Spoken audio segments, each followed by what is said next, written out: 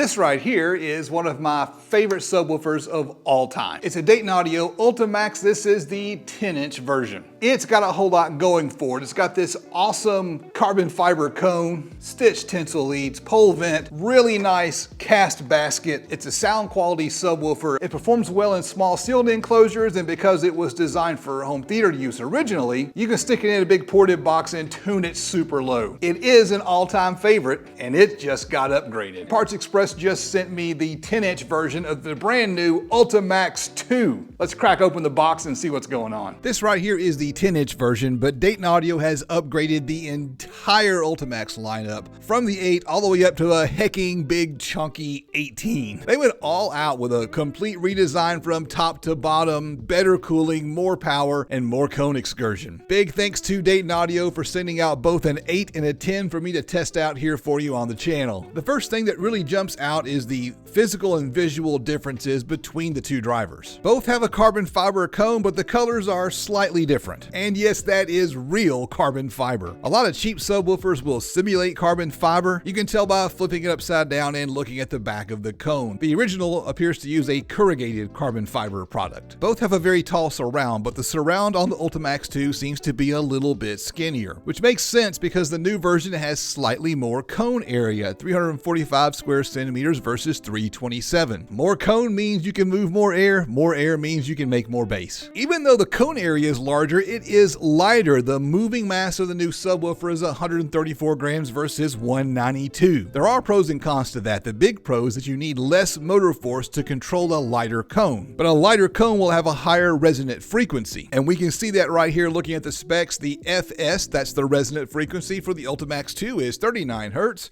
versus 31.9 Hertz. Conventional wisdom says that it's easier to hit low notes with a lower FS. Based on that, it seems that the new driver will struggle to play as low as the old driver. But that's not always the case, and I'll show you exactly what I mean a little bit. One thing to consider is the new version has more motor force. The BL is 13.4 versus 12.3 for the old Ultimax. You combine that with the lighter cone, you're going to have more cone control. That's going to improve your sound quality. Now, these stats are for the 10. If you want to compare the other stats for the other sizes, I'll be sure to give you a link down below so you can check them out. While you're doing that, you want to take a peek at the prices. Right now, as I'm recording the video, the Ultimax II has been deeply discounted for the product launch. In fact, you can get the new 18 for less than the old 18. But the price of the old 10s has been slashed to get rid of the old stock. So if you want to pick one of the old 10s up, do it now before they sell out. The old 8s, 12s, and 15s are already gone. Make sure to use the code DIY5 to save even more. In addition to that larger cone area, the Ultimax II gives you an extra millimeter of X-Max, gonna bump you up all the way to 20 millimeters. That's just a hair more than 3/4 of an inch in freedom units. That's a lot of numbers. How do numbers translate into actual performance? I'll show you that in just a bit. Looking at the back of the sub, you can see that we have an all-new basket,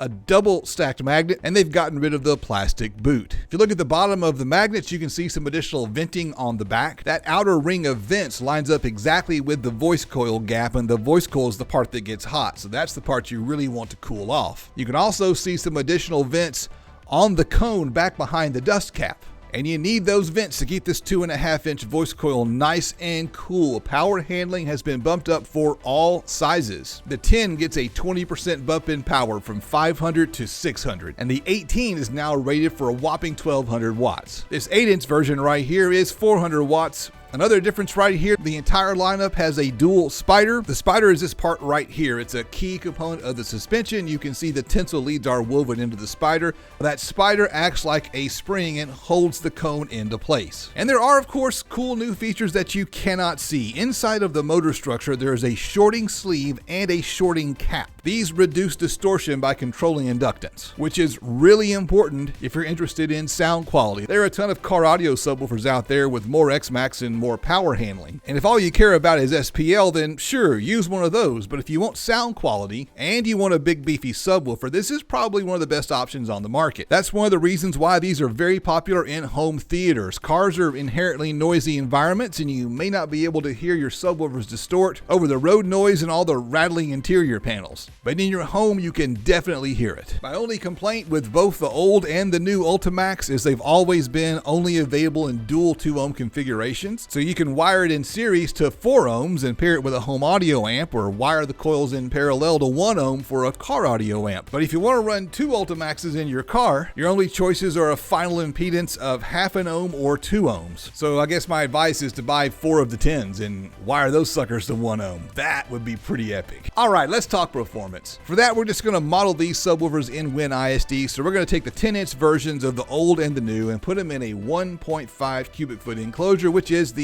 recommended size. The first thing that jumps out, it looks like the new subwoofer actually performs worse. But this plot right here doesn't account for the power handling. If you change to the SPL plot, you can see that when you add the power, they're both going to peak at about the same level, but the new version has a wider, flatter response, which is better for sound quality. And at the end of the day, this is ultimately a sound quality subwoofer. How do these WinISD models translate to real-world performance? To show you that, I've got to build a box. To see that, click on the subscribe button right here so you don't miss it when I upload it. Before I go, I need to say thank you to all of my patrons, with a big shout out to Bo, Timothy, God King Toro, JD America, Joaquin, and Jonathan Price.